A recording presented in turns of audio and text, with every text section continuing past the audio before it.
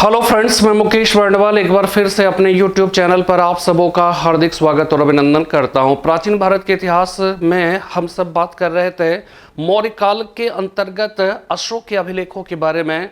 आज के इस क्लास में हम सब बात करेंगे अशोक के अभिलेखों के क्लासिफिकेशन के बारे में। हम इस बात को जानने की कोशिश करेंगे कि अशोक का जो अभिलेख है वो कैसे शिलालेख, स्तंभ अभिलेख, गुहा अभिलेख में विभक्त है, और शिलालेख का भी जो वर्गीकरण होता है वो कितने रूपों में होता है। हम लोग इस बात को आज जानने की कोशिश करेंगे और साथ में हम लोग इस बात को भी समझने की कोशिश करेंगे कि ये सारे जो अभिलेख हैं वो अभिलेख किन किन स्थानों से मिले हैं। भारतीय उपमहाद्वीप के वो कौन कौन से ऐसे स्थल हैं जहां से अशोक के बृहद शिलालेख है, जहां से अशोक के लघु शिलालेख है, जहां से अशोक के स्तंभ अभिलेख है, या फिर जहां से अशोक के गुहा अभिलेख के साक्ष्य मिले हैं। ठीक है, तो ज्यादा समय व्यतीत ना करते हुए हम सब सीधे जो है विषय पर आते। तो आज का देखिए बैनर जो है वो यहाँ पे साफ साफ लिखा है मौर्य काल अशोक के अभिलेखों का वर्गीकरण। ठीक है, क्लासिफिकेशन ऑफ इंस्क्रिप्शंस ऑफ अशोकास। और क्लासिफिकेशन की बात क्यों की जाती है? क्योंकि ऐसे क्लासिफिकेशन की बात हमने रुद्रदामन के अभिलेख के संदर्भ में नहीं किया, ऐसे क्लासिफिकेशन की बात जो है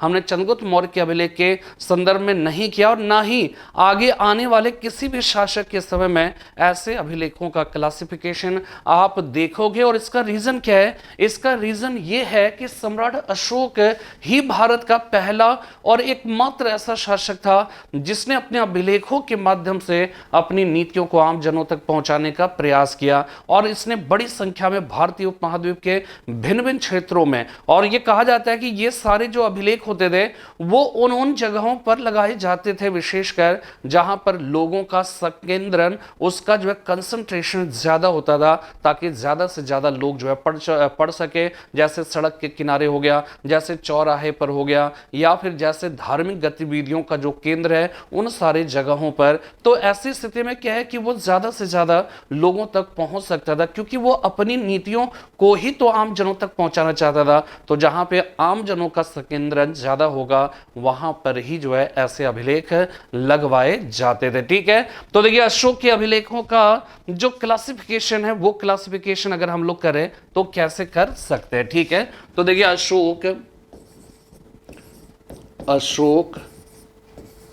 के अभिलेख। ठीक है, अशोक के अभिलेख आप सब जो है इस तरह का डायग्राम जरूर बनाइए। ठीक है, बुक्स वगैरह में है लेकिन बुक्स में डायग्राम नहीं मिलेंगे। ठीक है, अशोक के अभिलेख। अब ये अशोक के अभिलेख का अगर हम वर्गीकरण करें, ठीक है, वर्गीकरण इसका क्लासिफिकेशन करें तो वो क्लासिफिकेशन जो है वो तीन तरह के हो जाते हैं। पहला हो जाएगा शिलालेख, शिलालेख हो जाएगा। ठीक है, इसके बाद हो जाएगा स्तंभाभिलेख, स्तंभाभिलेख हो जाएगा, और इसके बाद हो जाएगा गुहा अभिलेख, गुहा अभिलेख हो जाएगा। ठीक है, और यहां पे ये ध्यान रखिएगा वर्गीकरण को इंग्लिश में क्लासिफिकेशन कहा जाता है, क्लासिफिकेशन। ठीक है, और जब शिलालेख की बात आएगी तो इसको इंग्लिश में क्या कहेंगे? रॉक एडिक्ट कहेंगे, रॉक एडिक्ट कहेंगे। ठीक है, जब स्तंभ अभिलेख की बात आएगी तो इसको पिलर, पिलर इंस्क्रिप्शन कहा जाएगा, और गुहा अभिलेख को इंग्लिश में कहेंगे कैव इंस्क्रिप्शन। ठीक है, कैव इंस्क्रिप्शन। शिलालेख जो है आपको मालूम है, हमने आपको बताया था लास्ट क्लास में, ये शिलाओं पर, ये जो है चट्टानों पर खुदा हुआ है। ठीक है, ये शिलाओं पर लिखा हुआ है, और ये जो है वो किस पर हो जाएगा? स्तंभों पर, ये स्तंभों पर लिखा हुआ है। और जब गुहा अभिलेख की बात आएगी तो ये गुफा की दीवारों पर। ठीक है, ये गुफा की दीवारों पर अंकित है। ठीक है, ये गुफा की दीवारों पर अंकित है। तो अशोक के अभिलेख का क्लासिफिकेशन हमने कर दिया कि मोटे तौर पे तीन क्लासिफिकेशन किया जाता है। शिलालेख हो गया, स्तंभाभिलेख हो गया, गुहाभिलेख हो गया। ठीक है, इस बात को अब हमें समझना है। ठीक है, तो सबसे पहले आज की क्लास में हम लोग शिलालेख की बात करेंगे कि शिलालेख का और जो क्लासिफिकेशन होता है वो क्लासिफिकेशन कैसे होता है। ठीक है, तो अब जो है नेक्स्ट जो है दूसरा हो जाएगा एक क्लासिफिकेशन शिलालेख, शिलालेख। ठीक है, इंग्लिश में इसको कहेंगे रॉक एडिक्ट कहेंगे। ठीक है, रॉक एडिक्ट कहेंगे शिलालेख, ठीक है। तो सिर्फ जो है शिलालेख पर आएगा तो आप कहोगे कि शिलाओं पर यानी चट्टानों पर खुदा हुआ अशोक का जो अभिलेख है उस अभिलेख को रॉक एडिक्ट या शिलालेख कहकर पुकारा जाता है, ठीक है। शिलाओं पर, शिलाओं पर, ठीक है। अब इसका जो कैटेगराइजेशन है वो कैटेगराइजेशन किया जा सकता है दो भागों में। एक हो गया बृहद, बृहद शिलालेख हो जाएगा, ठीक है। और दूसरा हो जाएगा लघु शिलालेख, लघु शिलालेख हो जाएगा, ठीक है। ये हो जाएगा major rock edict, major rock edict हो जाएगा, और इसको कहा जाएगा माइनर रॉक एडिक्ट, ठीक है। तो ये हो जाएगा बृहद शिलालेख, लघु शिलालेख। शॉर्ट में अगर देखा जाए तो शॉर्ट में इसको कहेंगे MA, मेजर हो गया, रॉक हो गया, एडिक्ट हो गया। और जब लघु शिलालेख की बात आएगी तो ये हो जाएगा माइनर रॉक एडिक्ट हो जाएगा, ठीक है। माइनर रॉक एडिक्ट हो गया, बृहद शिलालेख मेजर रॉक एडिक्ट हो गया, लघु शिलालेख माइनर रॉक एडिक्ट हो गया, ठीक है। ये आपको जो है वो कह के ये क्लासिफिकेशन ध्यान में रखना है, ठीक है। इसके बाद देखिए बृहद शिलालेख जो है, इस बृहद शिलालेख की भी जो है अगर हम बात करें तो इसको भी जो है हम दो भागों में बांट सकते हैं, ठीक है। एक बृहद शिलालेख हो गया, एक सामान्य, सामान्य बृहद शिलालेख हो जाएगा,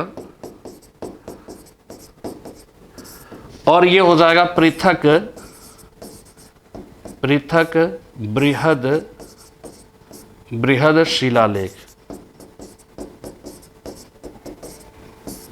ठीक है। इसको आप जनरल मेजर रॉक एडिक्ट कह सकते हैं, और इसको कह सकते हैं सेपरेट मेजर रॉक एडिक्ट, ठीक है। पृथक का मतलब हो गया सेपरेट, ठीक है। लघु शिलालेख ये जो है करीब 8 स्थानों से, सॉरी ये जो है इसकी संख्या 18 और 18 स्थानों से लगभग जो है वो कह कि प्राप्त हुए हैं।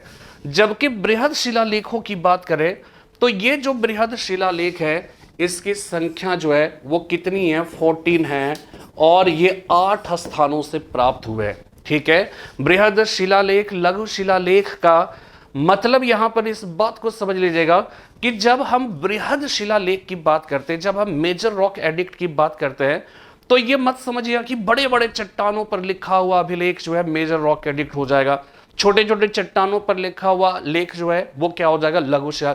यहां पे चट्टानों के आकार प्रकार से कोई मतलब नहीं है, यहां मतलब है अभिलिखित जो वस्तुएं हैं उन वस्तुओं के आकार प्रकार पर निर्भर करता है। जैसे जब हम बृहद शिलालेख कहेंगे तो उसमें कई पॉइंट्स लिखे होंगे, जब लघु शिलालेख की बात करेंगे तो उसमें 1 या 2 पॉइंट्स वो कह के लिखे होंगे, ठीक है। और यह भी ध्यान रखना है कि जो 8 स्थान है जहां से 14 बृहद शिलालेख मिले हैं, इस बात को समझने की कोशिश करेगा। यह समझने वाली बात है कि 8 स्थान से 14 बृहद शिलालेख मिले हैं।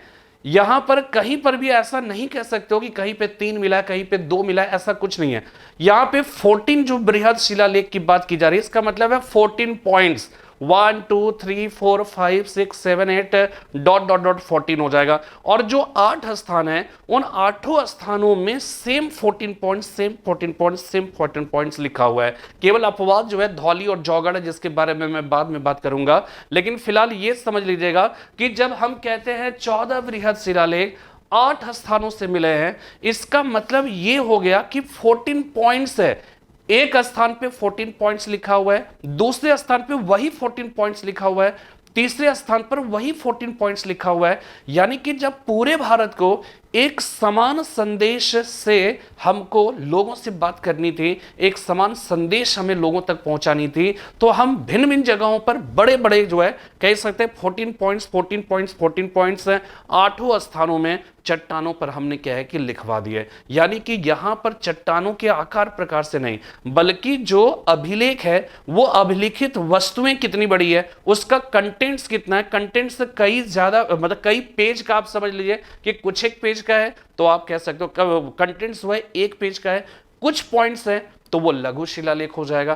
तो यहां पर इस बात को ध्यान में रखिएगा कि ये 14 जो बात की जाती है ये 14 पॉइंट्स है जो 8 स्थानों पर चट्टानों पे खुदे हुए हैं। लेकिन इसका एक मात्र जो अपवाद है वो अपवाद है धौली और जौगड़। धौली और जौगड़ में क्या है कि 1 से 10 तक का पॉइंट्स तो सेम है, जैसा कि अन्य सभी जो है कह सकते हैं 8 स्थानों में, सॉरी अन्य सभी 6 स्थानों में हो जाएंगे। ठीक है, अन्य सभी 6 स्थानों में 1 से 10 तक का जो पॉइंट्स है वो पॉइंट्स सेम होगा धौली और जौगड़ में।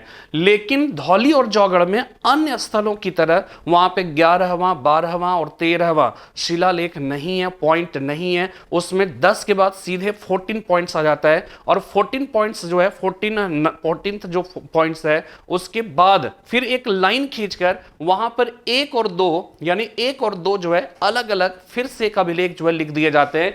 इसीलिए इसको कहा जाएगा पृथक बृहद शिलालेख। सामान्य बृहद शिलालेख की संख्या जो है ये ध्यान रखिएगा कि ये सामान्य जो बृहद शिलालेख, इसको वास्तव में यहां पे लिखे तो ज्यादा अच्छा है कि सामान्य बृहद शिलालेखों की संख्या जो है 14 है और 8 स्थानों से प्राप्त हुए हैं। और ये 2 है, ये ध्यान रखिएगा 2 है और ये 2 स्थानों से प्राप्त हुए हैं। और वो 2 स्थान जो है वो कौन कौन सा हो जाएगा, धौली तथा जौगड़ हो जाएगा। ठीक है, धौली तथा जौगड़। धौली जो है ये पूरी जिला उड़ीसा में है, पूरी में है, ये गंजाम जिला में है और दोनों है उड़ीसा में। ठीक है, इस चीज को ध्यान रखिएगा। शिलालेख जो है ये चट्टानों पर खुदे हुए लेख है और इस लेख को हम 2 भागों में बांट सकते हैं, बृहद शिलालेख, लघु शिलालेख। बृहद शिलालेख कहने का मतलब यहां पर यह हो गया कि यहां पे जो बातें होंगी वो कई बिंदुओं में उल्लिखित होंगी। जब लघु शिलालेख की बात कहते हैं तो इसका मतलब है यहां पर कुछ एक पॉइंट्स होंगे, सिंपली 1 पॉइंट भी हो सकता है, 2 पॉइंट्स भी हो सकता है। ठीक है, तो वहां पे छोटे लेख है इसलिए वो लघु शिलालेख है, यहां पे बड़े लेख है इसलिए जो है बृहद शिलालेख है। यानी कि चट्टानों के आकार प्रकार से इसका कोई मतलब नहीं है, इसका मतलब सिर्फ और सिर्फ जो है अभिलिखित वस्तुओं के आकार प्रकार से है। ठीक है, बृहद शिलालेख को हम 2 भागों में बांट सकते हैं, एक हो गया सामान्य बृहद शिलालेख और दूसरा है पृथक बृहद शिलालेख। इसमें सामान्य बृहद शिलालेख जो है जनरल मेजर रॉक एडिक्ट, इसकी संख्या 14 है जो 8 स्थानों से प्राप्त हुए हैं। जब हम पृथक बृहद शिलालेख की बात करेंगे तो वो 2 है, उसकी संख्या 2 है और वो 2 स्थानों से मिले हुए हैं। जिन 2 स्थानों से मिले हैं वो है धौली और जौगड़। ठीक है, इसके बाद देखिएगा अब हम लोग देखेंगे कि 14 पॉइंट्स जो 8 स्थानों से मिले हैं वो क्या है। तो यहां पर हो गया सामान्य, अब एक हेडिंग नेक्स्ट होगा सामान्य बृहद शिलालेख। सामान्य बृहद शिलालेख, ठीक है, जनरल मेजर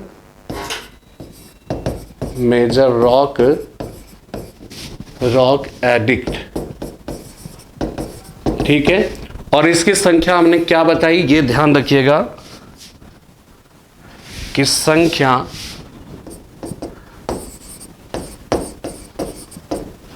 संख्या 14 है और दूसरी बात 8 स्थानों से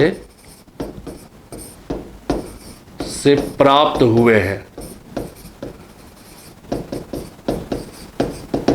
ठीक है, संख्या जो है वो कितनी है 14 और कितने स्थानों से प्राप्त हुआ है 8 स्थानों से प्राप्त हुआ है। ठीक है, वो 8 स्थान कौन कौन से हैं तो यहां पे देखिए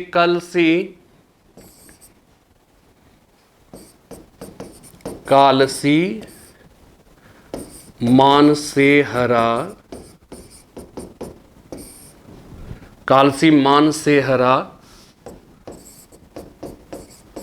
शाहबाजगढ़ी,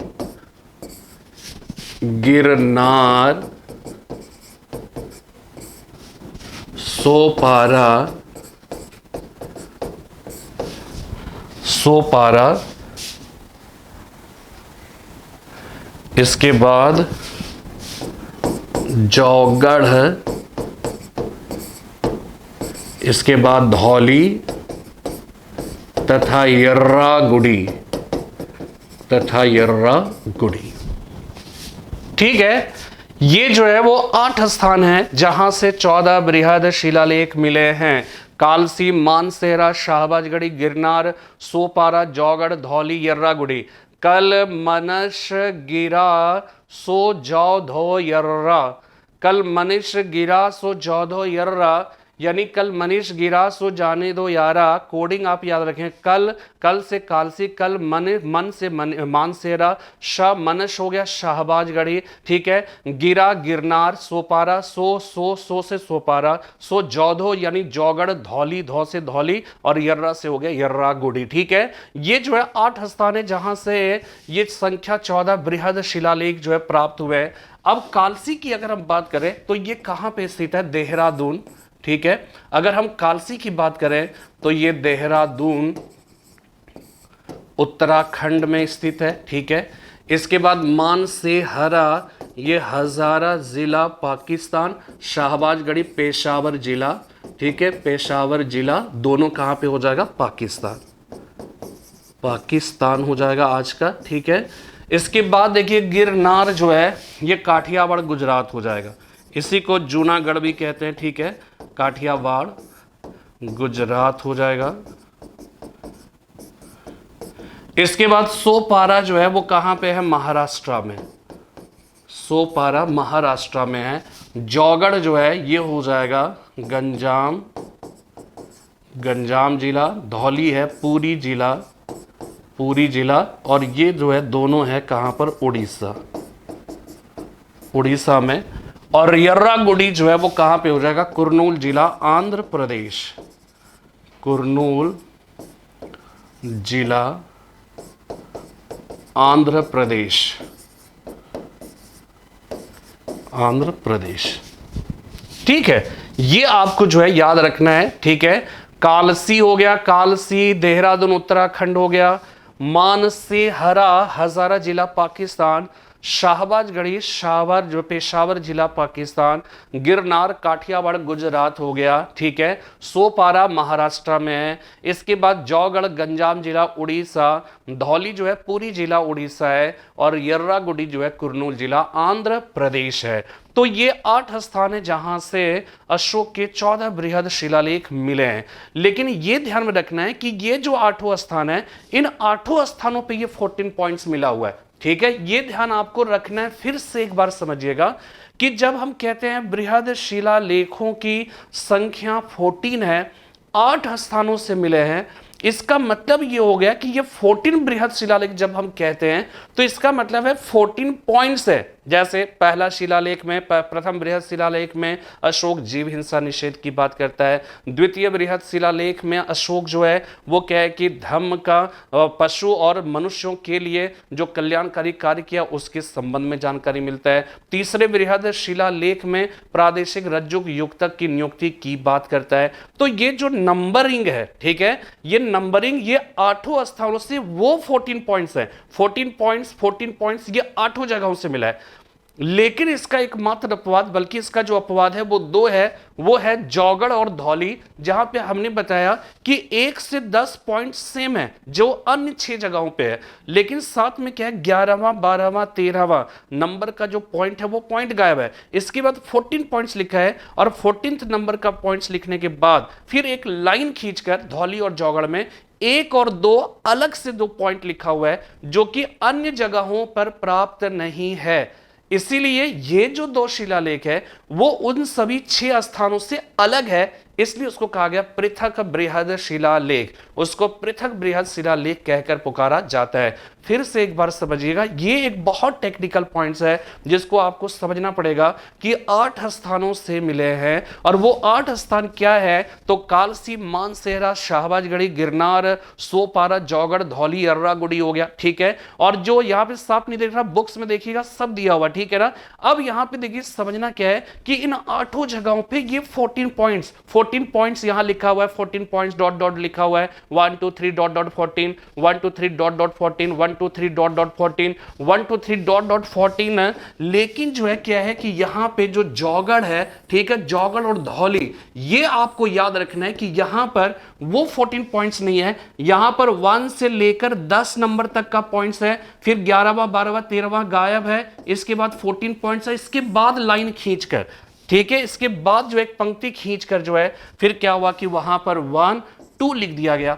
और यही चीज जो है गंजाम में भी है, और यही चीज जो है पुरी में भी है। पुरी में भी 1 से लेकर 10 तक हो गया, ठीक है, इसके बाद 14 पॉइंट्स हो गया, इसके बाद 1 और 2 हो जाएगा।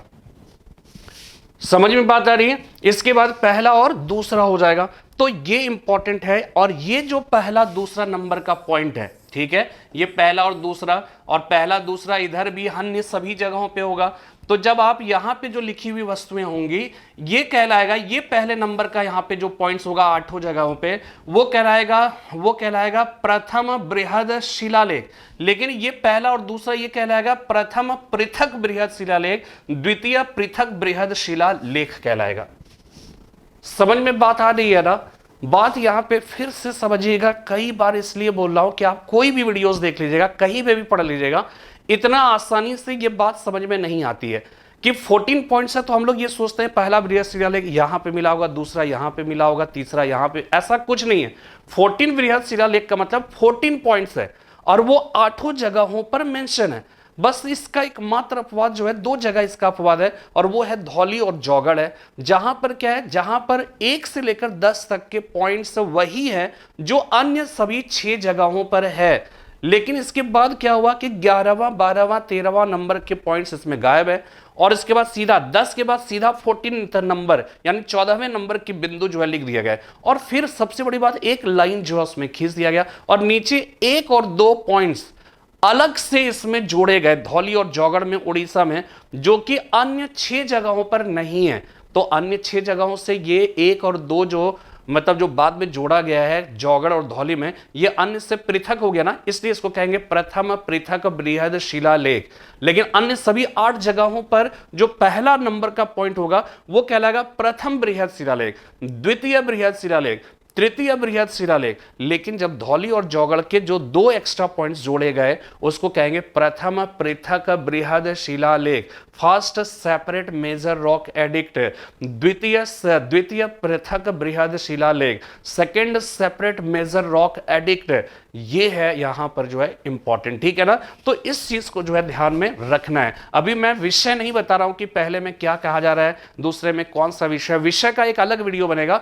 फिलहाल मैं आपको समझाने की कोशिश कर रहा हूं कि पृथक, जब हम ये कहते हैं कि बृहद शिलालेख को 2 हिस्सों में विभक्त किया गया, सामान्य बृहद शिलालेख, पृथक बृहद शिलालेख। सामान्य बृहद शिलालेख जनरल मेजर रॉक एडिक्ट 14 है, इसकी संख्या 14 संख्या है और 8 स्थानों से मिले हैं। फिर पृथक बृहद शिलालेख की बात करी जाएगी तो इसकी संख्या 2 है, 2 स्थानों से मिले हैं, धौली और जौगड़ से। धौली पूरी जिला उड़ीसा में है, जबकि जौगड़ जो है गंजाम जिला उड़ीसा में हो जाएगा, ठीक है। और सामान्य बृहद शिलालेख की बात की जाएगी तो ये 14 पॉइंट्स लिखे हुए हैं और 8 स्थानों पर जो है वो क्या है कि मिलते हैं। लेकिन धौली और जौगड़ इसका अपवाद है। धौली और जौगड़ में 1 से 10 तक के पॉइंट्स है, वही है जो अन्य 6 जगहों पर है। लेकिन वहां पर 11वां 12वां 13वां नंबर का, यानी एक बात समझिएगा कि धौली और पूरी जो है 2 मामलों में अन्य 6 जगहों के अभिलेख से भिन्न है। पहली भिन्नता उसमें यह है कि उसमें सभी 14 पॉइंट्स नहीं लिखे हुए, उसमें 1 से 10 नंबर तक के पॉइंट्स वही है जो अन्य जगहों पर है। लेकिन उसमें 11वां 12वां और 13वां नंबर का जो पॉइंट्स है वो पॉइंट्स गायब है। इसके बाद यानी कि 10 के बाद सीधे 14वें नंबर का पॉइंट लिख दिया गया। दूसरी भिन्नता है कि उसमें लाइन खींचकर 1 और 2 नंबर के यानी 2 नए जो है बिंदु उसमें जोड़े गए जो अन्य 6 जगहों पर नहीं है, और यही बात धौली और जौगड़ को अन्य जगहों से पृथक बनाता है। यह अपने आप में इंपॉर्टेंट हो जाता है। उम्मीद करता हूं कि यह बात आप बेहतर तरीके से समझ गए होंगे, ठीक है ना। तो यह आपको समझ में आ गया, और यह जरूर याद रखिएगा इसकी अगर कोडिंग की बात की जाए, ठीक है, इसकी कोडिंग जो है आपको मैं कोडिंग बता दे रहा हूं, ठीक है ना, वो जरूर आप याद रखिएगा। उस कोडिंग को याद रखने से आपको बातें समझ में आएगी, ठीक है ना। कि इसका कल कोडिंग है, कल का मतलब हो गया कालसी, ठीक है, कल का मतलब क्या हो गया कालसी, कल। इसके बाद मनुष, मन से हो गया मान से हरा, मनश, श हो गया श से शाहबाज गढ़ी, कल मनुष्य गिरा, गिरा का मतलब हो गया गिरनार हो गया, कल गर्मनश गिरा सो से सो पारा हो गया, ठीक है, सो जौ धौ, जौ से हो गया जौगड़ हो गया, ठीक है, जौ धौ, धौ हो गया धौली हो गया, और यर्रा हो गया यर्रा गुड़ी, ठीक है। यानी कल मनुष्य गिरा सो जौ धो यर्रा, ठीक है। इसको यहां पर भी देख सकते हैं कल, ठीक है, मनुष्य गिरा सो जौ धो यर्रा, सो जौधो यर्रा। इसको आप पढ़ेंगे कल मनीष गिरा सो जाने दो यारा, कल मनीष गिरा सो जाने दो यारा। आप इस तरह से भी जो है वो कह के पढ़ सकते हैं, ठीक है ना। तो ये बहुत ही इंपॉर्टेंट है, इसका क्लासिफिकेशन समझ जाओगे तो फिर आपको दिक्कतें नहीं आएंगी। नहीं तो पता चला कि बृहद शिलालेख आ गया, पृथक बृहद शिलालेख, फिर आप जूझ ही रहे, संघर्ष कर रहे हो कि भाई पृथक क्या हो गया, इसमें बृहद शिला, ठीक है। तो ये हो गया कल मनीष गिरा सो जौधो यर्रा, ये आपका हो गया 8 स्थानों से प्राप्त पृथक बृहद शिलालेख। और इसके बाद वो बृहद सामान्य बृहद शिलालेख जो 8 स्थानों से मिले हैं, और पृथक बृहद शिलालेख 2 स्थानों से हो गया, ठीक है। अब हम लोग नेक्स्ट जो है बात करेंगे लघु शिलालेख, ठीक है। लघु शिलालेख, लघु शिला लेख हो जाएगा, इसको इंग्लिश में कहेंगे माइनर रॉक एडिक्ट, ठीक है, माइनर रॉक एडिक्ट हो जाएगा लघु शिलालेख, ठीक है, माइनर रॉक एडिक्ट। और ये माइनर रॉक एडिक्ट जो है वो क्या होगा, ये 18 स्थानों से जो है वो प्राप्त हुए हैं, ठीक है, 18 हैं और 18 स्थानों से प्राप्त हुए, ठीक है।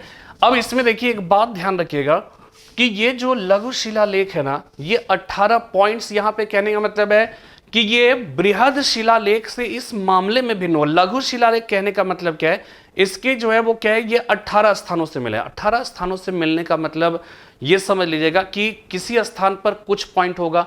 मतलब होता क्या था कि जब अशोक को जब पूरे देश को एड्रेस करना होता था, सामान्य जो नीतियां हैं जो सबके लिए था, पूरे देश के लिए, जब उसको एड्रेस करना होता था तो वो 14 पॉइंट्स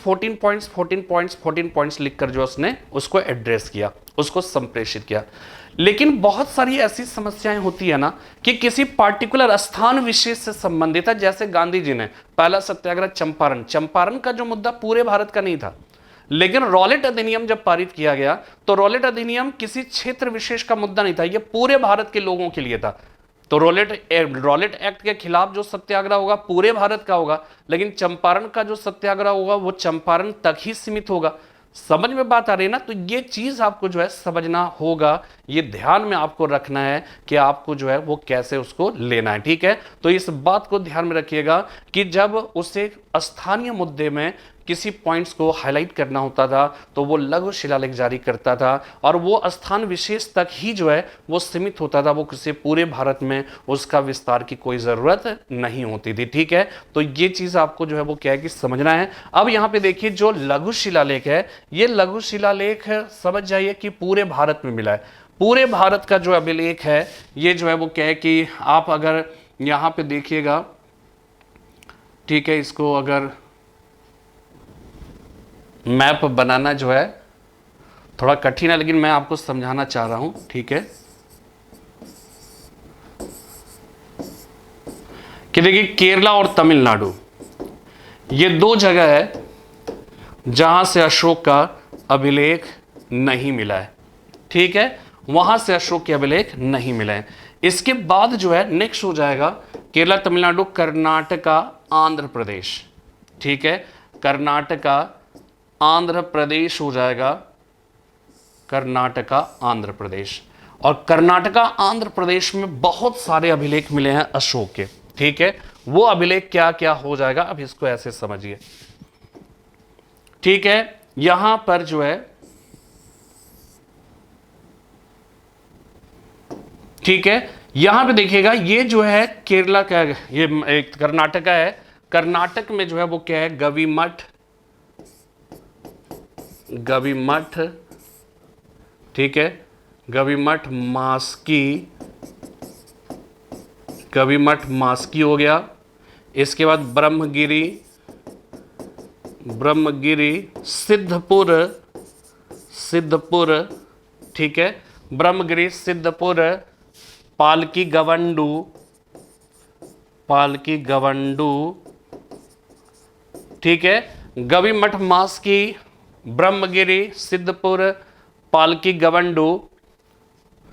इसके बाद जतिंग रामेश्वरम, जतिंग रामेश्वरम, ये सब हो जाएगा आपका कहां पे, कर्नाटका में। इसके बाद आंध्र प्रदेश की बात आएगी तो यहां पर रजूला, रजूला, मंदागिरी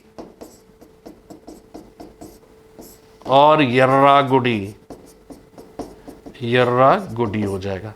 ठीक है, अहरोरा उत्तर प्रदेश हो जाएगा, उत्तर प्रदेश से अहरोरा।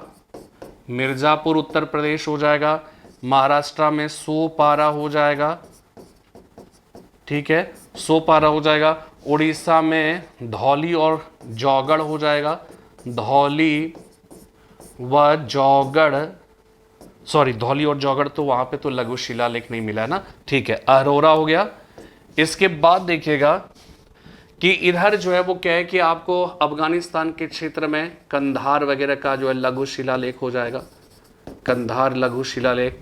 इसके बाद देखिएगा मध्य प्रदेश में भाब्रू, भाब्रू लघु शिलालेख हो जाएगा।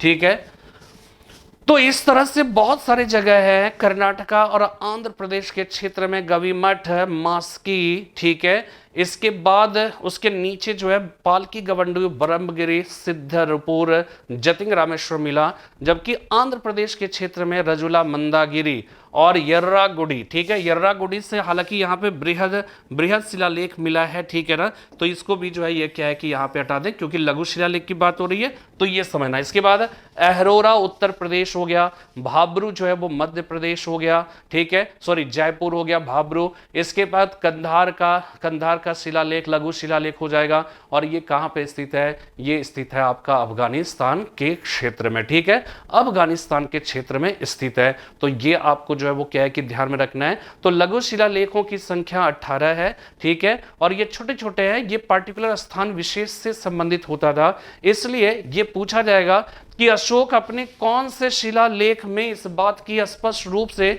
घोषणा करता है कि वह मगध का शासक है। ठीक है, वह मगध का शासक है और बौद्ध धर्म का उपासक है, तो भाब्रू शिलालेख हो जाएगा। ठीक है, इस तरह की बहुत सारी, वो कौन सा अभिलेख है जिसमें अशोक ने अपनी उपाधि सहित अपने नाम का उल्लेख किया है, यानी देवानाम दीवानाम प्रिय राजा अशोकस का जिक्र जो है मास्की में मिलता है। वो कौन सा जो है कह सकते हैं कि शिलालेख अशोक के जो है वो क्या है कि वो कर्नाटका में मिलते हैं, कौन कर्नाटका में नहीं मिलता है। इस तरह के तमाम जो है वो क्षेत्र हो जाएंगे जहां से अशोक के लघु शिलालेख मिले हुए हैं। ठीक है, तो ये मुख्य मुख्य जो है हमने क्या है कि आपको बताया। ठीक है, ये हो गया लघु शिलालेख। ठीक है, इसके बाद देखिएगा, इसके बाद नेक्स्ट हो जाएगा पिलर इंस्क्रिप्शन, स्तंभाभिलेख।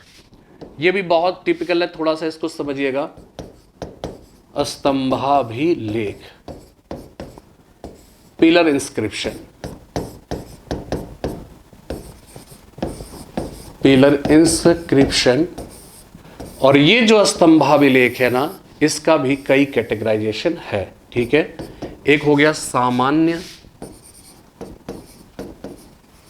सामान्य स्तंभाभिलेख हो गया। ठीक है, सामान्य स्तंभाभिलेख हो गया। इसके बाद हो जाएगा, ठीक है, रा नर नीर। इसके बाद स्मारकीय, स्मारकीय स्तंभाभिलेख हो जाएगा। इसके बाद हो जाएगा संघ भेद अभिलेख, संघ भेद अभिलेख। ठीक है, ये होगा जनरल, ये हो गया मॉन्यूमेंटल,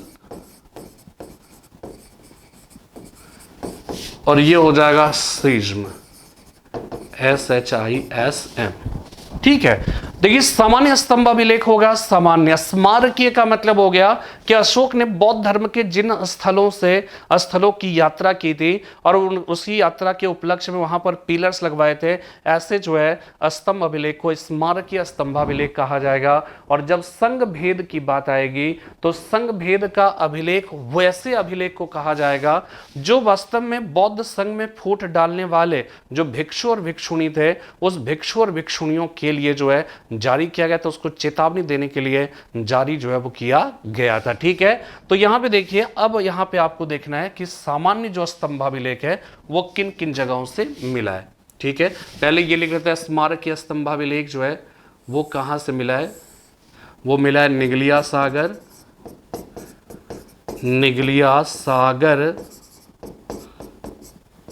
और दूसरा है रुम्मिनदई, रुम्मिनदई, निगलिया सागर, रुम्मिनदई। और संघ भेद की जब बात आएगी तो संघ भेद जो है वो सांची, सारनाथ, कौशांबी सेकेंड, सांची, सारनाथ, कौशांबी सेकेंड, कौशांबी द्वितीय। ठीक है, स्तंभाभिलेख है, पिलर इंस्क्रिप्शन, सामान्य है, स्मारकीय है, संघ भेद है। स्मारकीय जो स्तंभाभिलेख है निगलिया सागर, रुम्मिनदई से मिला है। संघ भेद जो अभिलेख है वो है सांची, सारनाथ और कौशांबी सेकेंड। जब सामान्य स्तंभाभिलेख की बात आएगी तो इसके अंतर्गत जो है सबसे ज्यादा संख्या इसी की है। ठीक है, और वो कौन कौन सी संख्या है ये समझना है। तो यहां पर हो गया सामान्य रामपुरवा, रामपुरवा। इसके बाद हो जाएगा लौरिया, नंदनगढ़, लौरिया नंदनगढ़। इसके बाद लौरिया अरराज, लौरिया अरराज। ठीक है, रानर नीरू, साई सा, साई। इसके बाद हो जाएगा रानर नीरू, साई ई सा। इसके बाद कौशांबी, कौशांबी फर्स्ट या प्रथम। ठीक है, रानर नीरू, साई सा टोमे। इसके बाद टोपरा, टोपरा व मेरठ। ठीक है, बस ये हो गया, ये जो है डिवीजन है। तो सामान्य स्तंभ अभिलेख रामपुरवा, लौरिया नंदनगढ़, लौरिया अरराज से प्राप्त हुआ है। लौरिया अरराज, लौरिया नंदनगढ़ है और ये तीनों के तीनों बिहार में चंपारण जिले में स्थित है। कौशांबी प्रथम, कौशांबी से जो है इलाहाबाद के पास जो कौशांबी है वहां से अभिलेख मिला था। वहां से दो अभिलेख मिला जिसको कौशांबी फर्स्ट, कौशांबी सेकंड कहकर पुकारा जाता है। और आपको ये ध्यान में रखना है कि ये अभिलेख मूल रूप से कौशांबी में था, लेकिन अकबर के द्वारा इस अभिलेख को वहां से हटाकर इलाहाबाद का जो वर्तमान में जो किला है उस किले के अंदर जो है वो कह के रखवाया गया। और इसमें अशोक के मिलते हैं, बाद में कह सकते हैं समुद्रगुप्त का भी इस पर जो है अभिलेख जो है वो खुदा हुआ है। और बाद में जहांगीर के 12 आदेश है वो भी इसमें खुदा हुआ है। ठीक है, और इसके बाद टोपरा और मेरठ आपको बताया, टोपरा हरियाणा में है, अंबाला ठीक है, मेरठ उत्तर प्रदेश में है। और टोपरा और मेरठ हमने आपको बताया था ये फिरोज शाह तुगलक को जो है वो प्राप्त हुआ था। तो सामान्य हो गया संघ भेद अभिलेख है। ध्यान ये रखना है कि संघ भेद अभिलेख वैसे अभिलेखों को कहा गया जो बौद्ध संघ में फूट डालने वाले, बौद्ध संघ में फूट डालने वालों की के लिए चेतावनी, डालने वालों के लिए चेतावनी की बात करता है इसमें। ठीक है, और जो स्मारकीय स्तंभ अभिलेख हो जाएगा वो स्मारकीय स्तंभ लेख क्या हो जाएगा? बौद्ध धार्मिक स्थलों पर उसकी यात्रा के उपलक्ष्य में,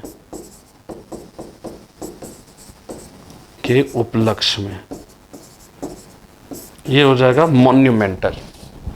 ठीक है, तो सामान्य स्तंभाभिलेख हो गया रामपुर व लौरिया नंदनगढ़, लौरिया अरराज, कौशाम्बी फर्स्ट, टोपरा मेरठ हो जाएगा। स्मारकीय स्तंभ लेख जो है निगलिया सागर, रुमिनदई, दोनों नेपाल की तराई में स्थित है। ठीक है, निगलिया सागर, रुमिनदई, रुमिनदई का मतलब है वही स्थान जो लुम्बिनी के नाम से जाना जाता है। ठीक है ना, तो निगलिया सागर, लुम्बिनी, रुमिनदई हो गया। संघ भेद है सांची, सारनाथ है, कौशाम्बी सेकेंड।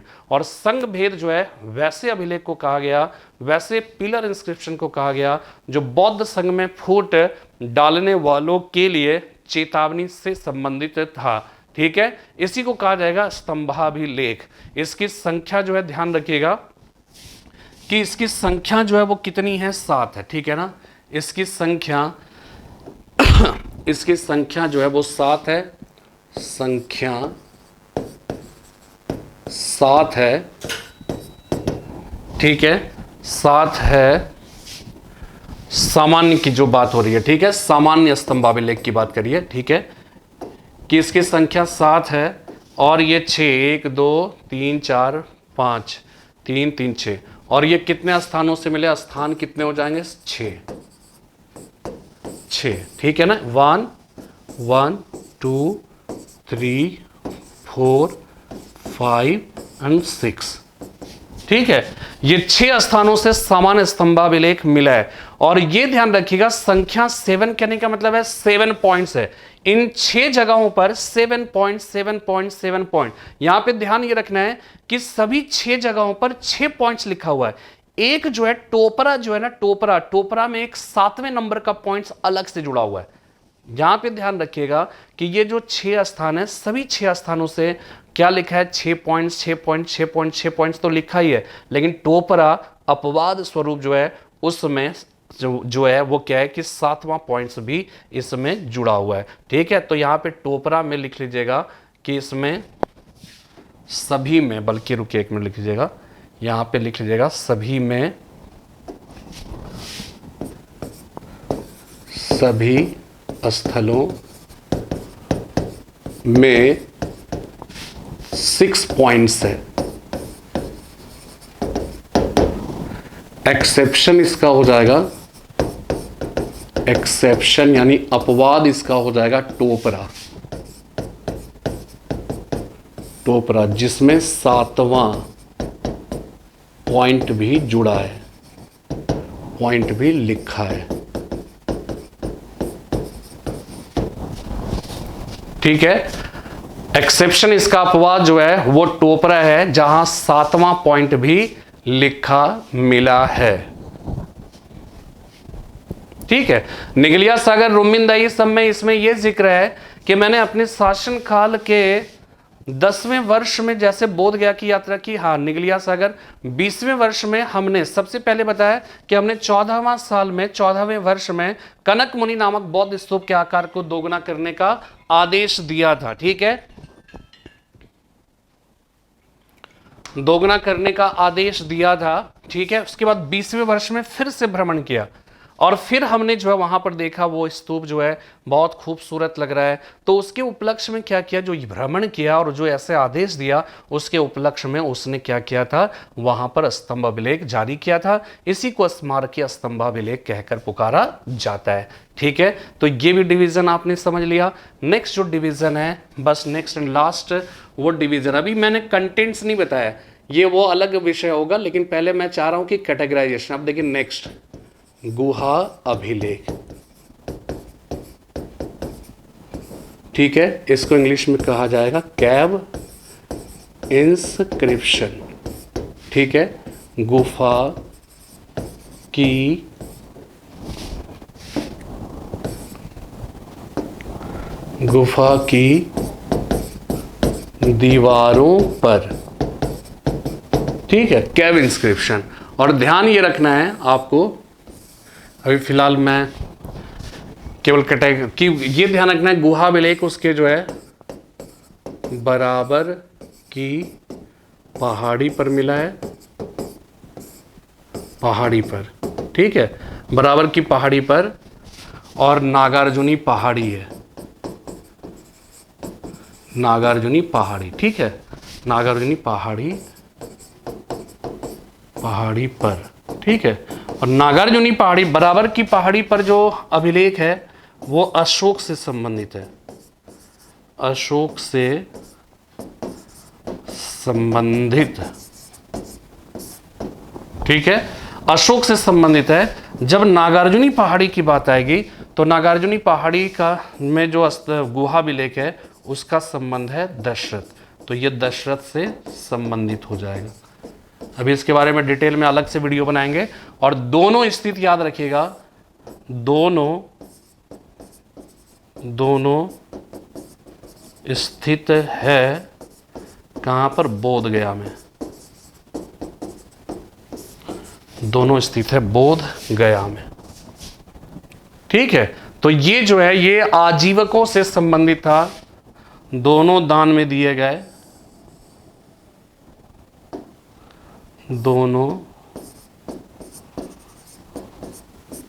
दोनों आजीवकों को दे दिया, आजीवकों को दिया, ठीक है। या आजीवक मत को जो है वो क्या है कि दिया गया। तो इस तरह से हमने शुरू में आपको बताया कि अशोक का जो अभिलेख है उसका जो क्लासिफिकेशन शिलालेख, स्तंभाभिलेख, गुहाभिलेख में किया गया। हमने आपको बताया कि शिलालेख को दो भागों में बांटा जाता है, बृहद शिलालेख, लघु शिलालेख। बृहद शिलालेख में भी सामान्य बृहद शिलालेख, पृथक बृहद शिलालेख हो जाएगा, ठीक है। इसके बाद हमने बताया कि वो कौन से ऐसे 8 स्थान है जहाँ से 14 बृहद शिलालेखों की प्राप्ति हुई है। हमने इसका कोडिंग बताया, कल मनीष गिरा सो जौधो यर्रा, और इसका क्या फुल फॉर्म होता है ऊपर लिखा हुआ है। फिर हमने आपको बताया लघु शिलालेख, ठीक है। लघु शिलालेख में गविमठ, मास्की, रजुला, मंदागिरी, ठीक है। इसके बाद ब्रह्मगिरी, सिद्धपुर, जतिंग रामेश्वरम, पालकी, गवंडू, इन सारे जगहों से, अरोरा, भाब्रू, कंधार, ठीक है, इन सारे जगहों से मिला। फिर हमने आपको बताया जो स्तंभाभिलेख है उसका जो क्लासिफिकेशन है वो सामान्य, स्मारकीय और संघ भेद है, ठीक है। उसका कैसे कैटेगराइजेशन किया गया, कहाँ कहाँ से मिला, ये हमने आपको बताया। और इसके बाद गुहाभिलेख बताया। तो इस तरह से ये जो है वो क्या है कि अशोक का जो अभिलेखों का जो वर्गीकरण है उसका जो क्लासिफिकेशन है इसके संबंध में हमने आपको जानकारी दी। उम्मीद करता हूँ कि आपको बातें समझ में आ रही होगी, और नहीं समझ में तो कमेंट्स बॉक्स में आप अपना इंक्वायरी, आपकी जो जिज्ञासा है, जो बातें समझ में नहीं आई उसमें मेंशन करेंगे। मैं आपको इस संदर्भ में नेक्स्ट वीडियो में क्लियर करूँगा। फिलहाल आज इतना ही, फिर मिलते हैं कल एक नए वीडियो के साथ। तब तक के लिए जय हिंद, जय भारत।